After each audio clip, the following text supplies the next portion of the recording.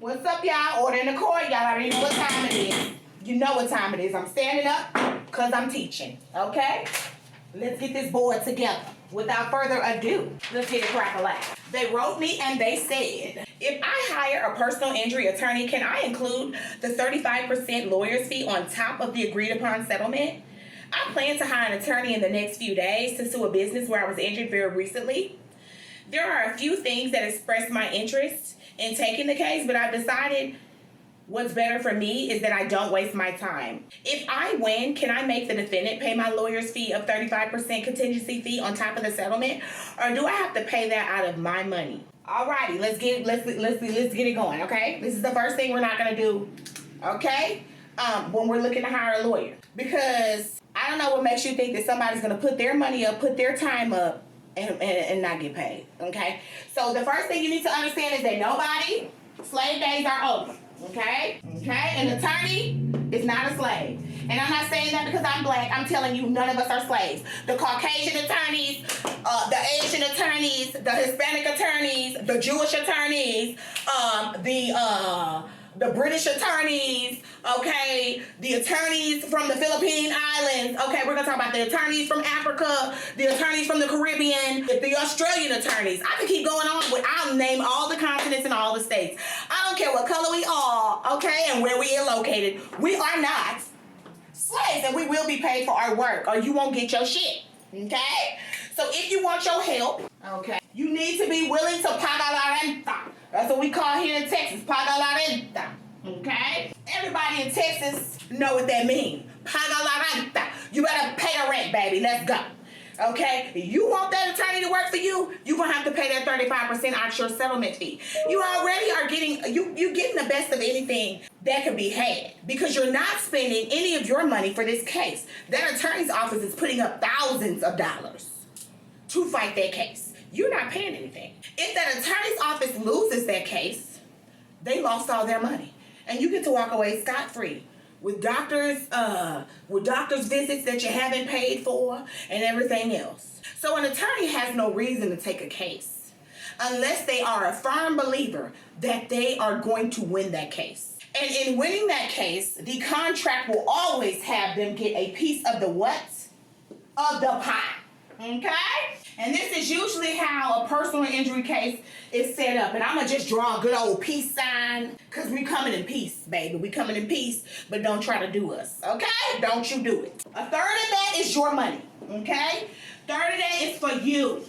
Okay? This is how we trying to settle the case. We believe that a third of that should go to medical, because without these doctors, you wouldn't get paid a dime.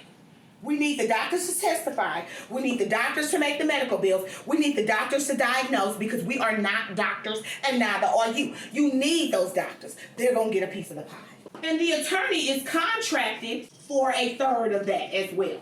Okay? This is only in case we don't have to go to court. If we don't have to go to trial, we don't have to go to court, that's pretty much what it is. We expect for each person to walk away with a third. That's our goal.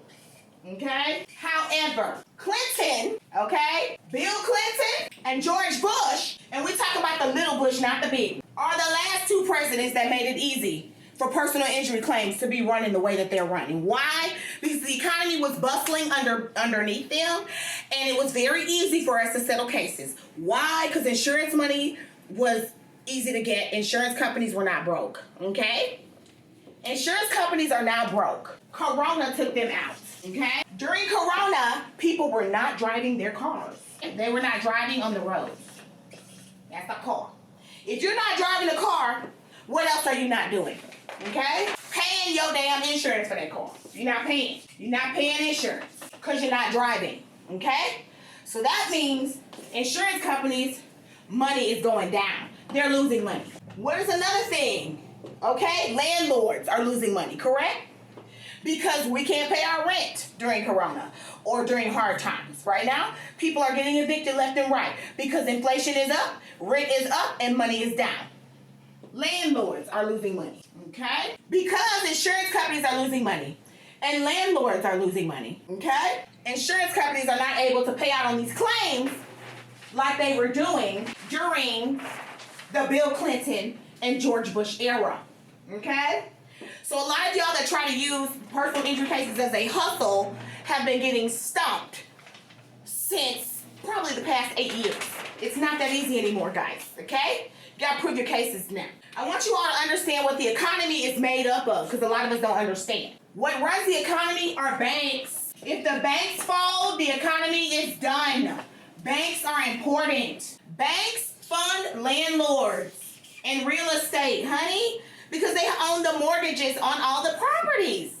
Banks also fund insurance companies because insurance companies work very much hand in hand with banks because it's insurance. When these industries are suffering, it is harder for us to fight these personal injury cases because these insurance companies, they ain't got it. They ain't got it. So, if you're able to get by with paying your attorney only a third of that settlement, you are doing absolutely great. This percentage goes up if an attorney has to file a claim. And lately, we've had to file claims in order to get paid in a lot of cases because the insurance companies are broke. And when you are broke, do you pay your bills? Hell no, you don't. Okay? Hell no. When you broke, you don't pay your bills. You rob Peter, pay Paul, and you try to see who you can get by without paying. Your cases are cases they don't want to pay because they don't have the money. So that means that attorney has to fight and work harder. If they have to work harder, their fee is going to go up. But if nobody works for you, and you don't get a chance to get the doctors to work for you for free, and you don't get a chance to get that attorney to work for you for no money down, you won't get your piece of the what? Pie. Okay?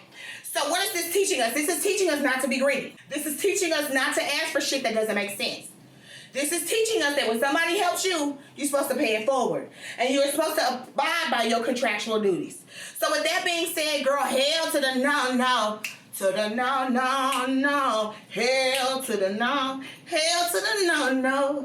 To the no. Hell to the, hell to the no, no. No, girl, no.